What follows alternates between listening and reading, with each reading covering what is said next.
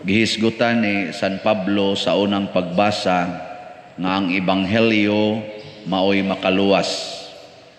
Niya unsa may mensahe sa ebanghelyo nga motuo ta sa Ginoo gikan kuno sa sinugdanan hangtod sa katapusan. Kamo nituo ba mo sa Ginoo gikan sa sinugdanan hangtod sa katapusan? Tuo dili. Daghan kay ron nga di mo tuo Ginoo gikan sa sinugdanan hangtod sa katapusan. Example, ang mga minyo, nituo sila sa Ginoo pagkasal, human nagbuwag.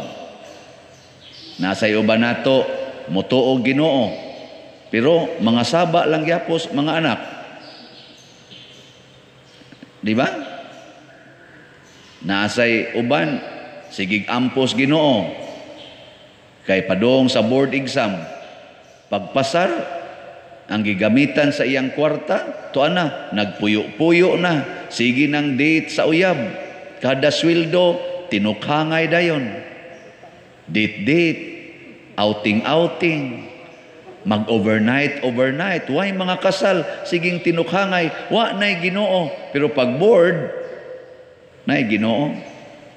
Kami sang mga pari, sa comprehensive exams, pahimog thesis, aron mo pasar sa among pag-eskwela, aron ordinahan pagkapari, hala ampo gyud Ginoo.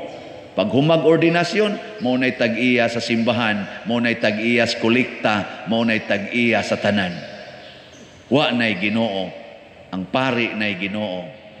Unsa may tan-aw ninyo aning nagmisa ron, nagpaka-Ginoo o napay wa nay Ginoo? Unsa ni? Nagtuo pa ni Ginoo, wa nay Ginoo. Bahala mo diya. Mao na nga gipahinumduman ni San Pablo ang mga katawhan na ayaw higugmaa ang binuhat sa Ginoo. Higugmaa gyud ang magbubuhat, ang nagbuhat. Kanang imong tupad binuhat ra man sa Ginoo, ayaw na higugmaa labaw sa Ginoo. Kanang imong uyab binuhat ra nas Ginoo nganong imo man ang tugutan nga musupak sa sugo sa Ginoo. Kanang imong bana binuhat ra nas Ginoo nganong muuban man kas iyang pagkabuangon. Unsa man? Sakto dili. Oo, ug ang bana mangabit, ang asawa sad mangabit, ikaray ka mao. Ana. Niyag di sad mangabit, masuko. Buwagan sa dang bana, sugo pa din nas Ginoo. Na, tubag. Wow na. Tagaag naw, usbon. Tagaag kilay, kiskison. Saan kamo na Ginoo? Tagaag buhok, kuluran. Nyagwa na buhok, butang agwig. Buangon. Ginoo may pagkuhaan tikas buhok kay mo mang kulor. Ano bang kay gihigog ba naman gud nato ang binuhat nya malimot ta sa nagbuhat. Nya sa atong pagkalimot sa nagbuhat, nagpataka na lang ta gamit sa iyang hinatag nato.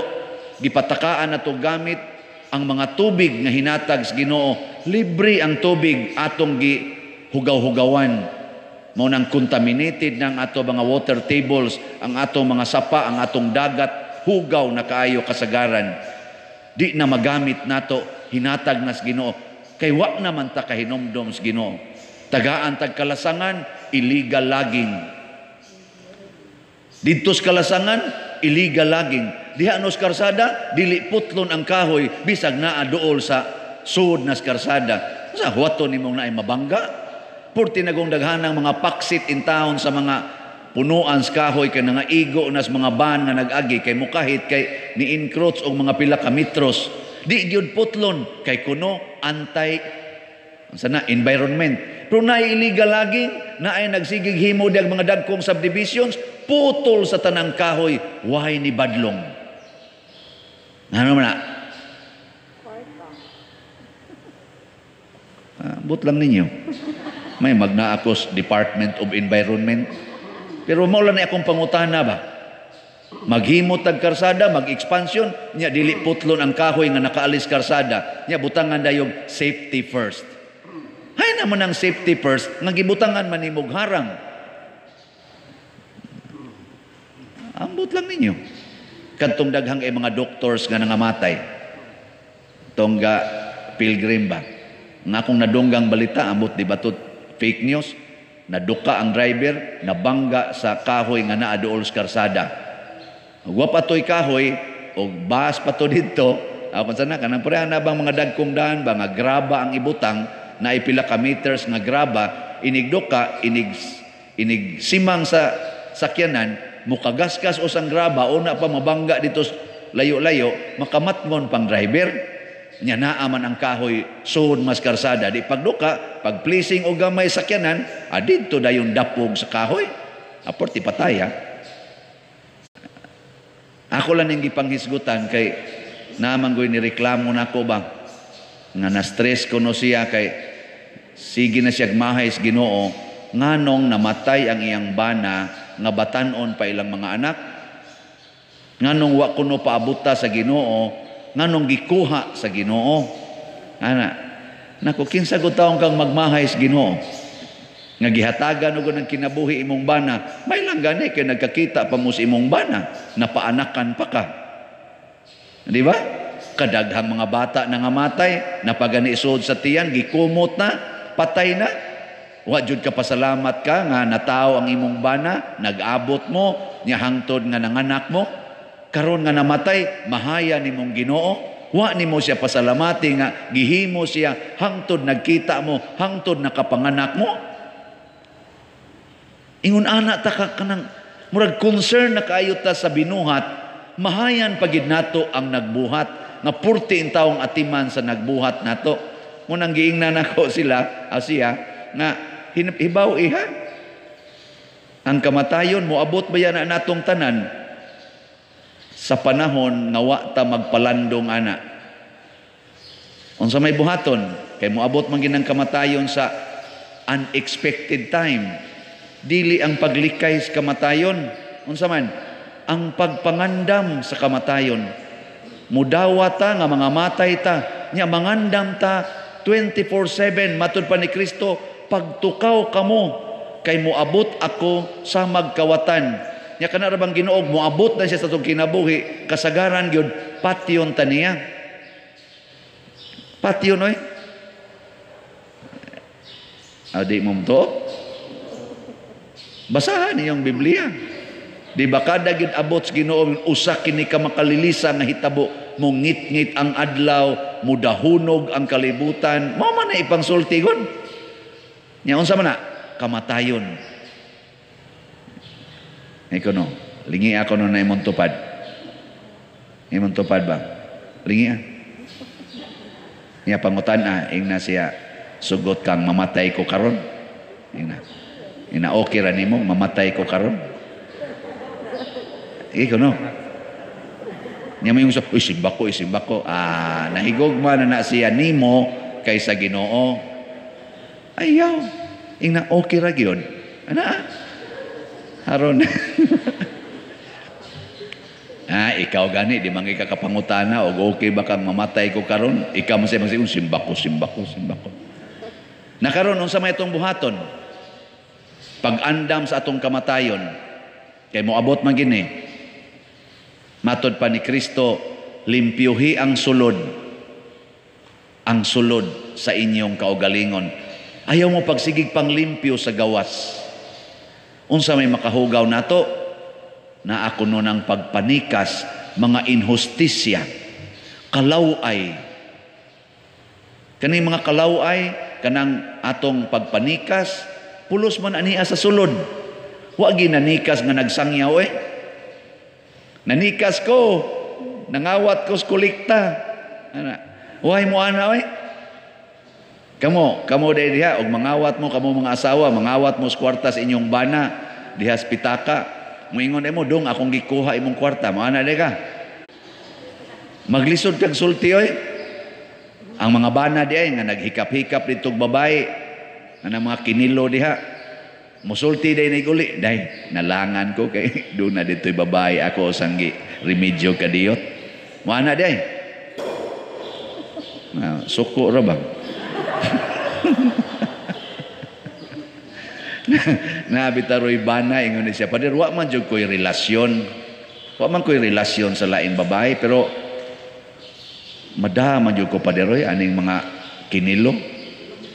So di na sana ko maiha pader pila kabuok mga kanabang mga sixth trade women ba nga naa sa sixth trade nga iya sang nagamit ning abot man gid na ang panahon sud sa dugayng panahon nanagko na lang iyang mga anak, nasakpan man gid siya siyang asawa sa iya di ay hidden activities. Karon kuno ni hulga ng iyang asawa nga ug ang iyang mga anak palayason siya kay hugaw siya. Pero gimahal gid kuno niya iyang pamilya, madalang gid siya sa iyang kaulag. Muna akong giingnan, sugod karon balik na diya sa imong pamilya. Ug ang tanan imong plano isultis imong asawa. Ug nagplano kang muadto atong kinilo inaday gay kog kwarta diha, gay akong ibayad sa kinilo. Nya kanang tanan imong kwarta ayaw yung isud sa imong bulsa didto sa imong asawa aron inigduol nimo atong kinilo. Mangayo jud kag kwarta sa imong asawa. Nya ang imong asawa nahigugma nimo hatagan ra man sad ka. Bitay wa ko moingon anay. Ang akong isulti niya balik sa Ginoo, paminaw niya, sunda ang iyang pulong, bisan pag isalikway kanilang tanan, pabilin diya sa inyo, hangtod nga ila kang papahawaon nga patay. Kung ila kang patyon diya sod sa imong panimalay, sugot lang. Kasabaan ka, hilak lang. Singhagan ka sa imong mga anak, kay giluod sila nimo, isip amahan, dawata lang. Kulatahon kanila, dawata lang. Hangtod ka mamatay. Muna'y bayad sa imong mga sala og malimpyo ang imong kaugalingon. Ambot mo text pabato na ako usab. Kay so far wa pa man mo balik og text.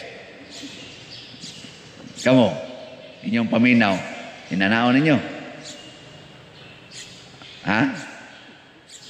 Ingon ana mo? Magpakamatay mo para pagsunod sa Ginoo? Oy, apil na ning nagwali galisod. Ug naagi mo patay na ko karon kay pahunongon ko ani akong sigig pamaligya og slat, muhunong ko muhunong gyud ko.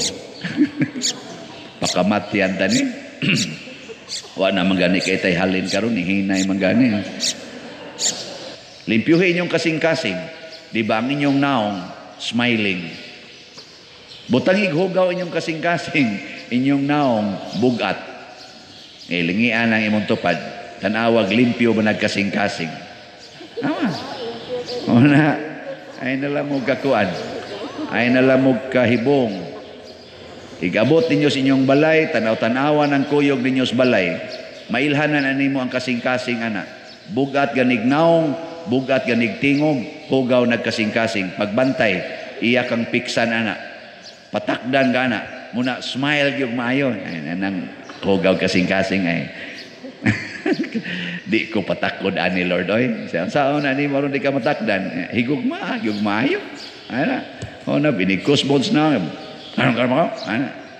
Love you. Ay na, alang. Saan? Sige na magkuyog ditong pader. I love you, darling. Ay na, alang. O na, langit yun ha? Langit atong tumong, dili kalibutan, biyaan taning kalibutan, mamiya ta dinhi kaning pagpanindot-nindot nato ani mga simbahan, pagpakita lang ni nga atong gi-recognize nga ang langit nung himaya pwede sad nato sugdan dinhi sa kalibutan. Ug makita nas Ginoo nga gipanindot atong simbahan ug ang ato mga relasyon dinhi, dali kita pasudlog langit, di ba? Mo na magsigigid mo og hatag og palit og slat. Haron isang yaw ta dito sa langit. Isang yaw ta ba nayuban gani karon maingon, Pader, nadawat na to nimo akong gidonate. Nako, murag nadawat na tingali. Siguro Pader. Ana gyud ba siguro Pader. Uy, ayaw mo ayaw ipasangyaw na ako Pag donate pa lang ninyo, wa na, gisangyaw na mo dito sa langit. Labi na yung musaad na ka, mayroon ka, mo donate ko 1 million. Awa na, gi-record na ka dito. Nya pag abot ros panahon nga mo donate na ka, imo manggiusap yung nahon na, ingon man ka, 500,000 lang din. Papason to inyo nga. Nga naman, wa man madayon imong gisaad. Matud pa ni Kristo, ang inyong hunahuna, inyong kasing-kasing, ako naman ang nahibawan. Kalibaw din mo na ako, kinahanglan gid mo resibuhan, kinahanglan gid mo isangyaw din Muna ako ni-encourage ko ninyo, ayaw mo pagpasangyaw sa inyo ngan, o nag-donate mo, kay si Kristo nag-ingon, kung kamo manghatag, ayaw himua sa isangyaw nga magdakag trumpeta, himua sa tago, ug ang inyong amahan nga nagtan-aw sa tago, muganti ninyo sa dakong ganti. Gikan sa Ginoo. Ay nila mo pasangyaw pero kami sad ako isip mo ini dawat anang inyong mga donations maningkamot sa kog record ana mo nang naagi tay kumpletong record sa kutob nagpadala sa ilang donations ma-anonymous man or naingan i-record gid na nato di na lang nato isangyaw kay tuanam nas Ginoo. Mabitang atong tubag sa Salmo nagkanayon nga sa to ang kalangitan nagasangyaw sa himaya sa Dios. Inigmisa din unsay atong isulti kanang Sunday Mass. Unsay una natong himuon before pa magbasa mukanta tag himaya sa Dios. O di sa to pa mura sa tag tuas langit. Pero kanang gasigig kantag himaya sa Dios nya daw kay tanan. Ambot lang hain ka nagibutan. Sige manindog na ta.